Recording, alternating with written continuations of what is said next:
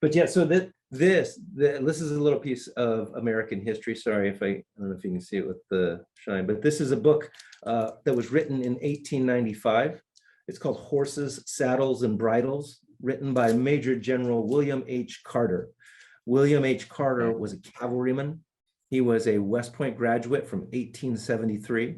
He was the recipient of the Medal of Honor for bravery during the Indian campaigns in the western part of the United States. He was in Arizona. So he's a recipient of America's highest award for valor. And he wrote this book at the turn of the century, right, in 1895. It was all about how you take cavalry to combat, how you go over long stretches of the plains, which he had done in the Western US, and how you treat them in combat. And he said, this is the list of medicines that you need. And I guarantee you, you won't guess which one do you think is the first one he said? It's got to be cannabis at the top. Boom, cannabis right at the top, man. Cannabis, sativa, Wow, L, okay. right? Yeah. And so he talks about it, and he talks about its superiority to opium, right? Because at the time we had competing medicines. Opium is also a long time used medicine for human beings, but cannabis has about 8,000 years of existence or usage by humans as medicine. Well, he said when horses are out on the plains, there are injuries that take place, and there are, they'll eat native grasses and it gives them bloat, and they have all kinds of digestive issues. And he talks about how you make a paste, you would feed it to the horses, and it would cure their indigestion, cure all of their issues. Or you would put a paste and put it onto a salve, onto a wound that would heal it rapidly.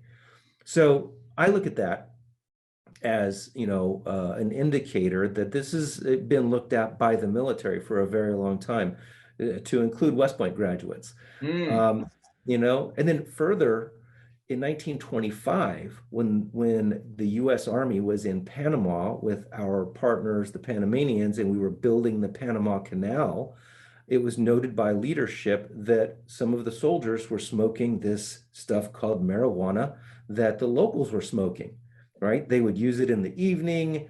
They would, relax with it. It would have a bit of a sedative effect and whatnot. And so they did a study, and they said, well, we need to figure out what this stuff is and whether or not we should let our soldiers use it. So in 1925, the U.S. Army conducts some research, and their findings come back, and they say, well, this stuff doesn't seem to do any harm at all, and it sure seems to be less dangerous than alcohol.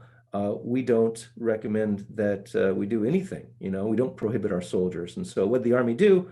They said, well, we're going to prohibit it anyway. So they were I guess the U.S. Army was the first to really prohibit the use of cannabis.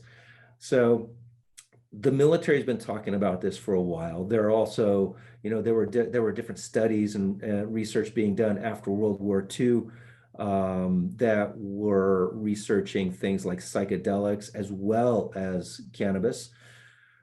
That didn't go very far, because by this point in time, cannabis had been prohibited. This is, it was in the mid-50s when they were doing that research, but the military has been looking at it for quite some time. Now, obviously, since 1970 and the Controlled Substances Act and the real war on drugs that began with President Richard Nixon, it just got inculcated into the Army psyche, or the Department of Defense's psyche, that anyone who's using marijuana is going to be a bad soldier, when that's not necessarily the case.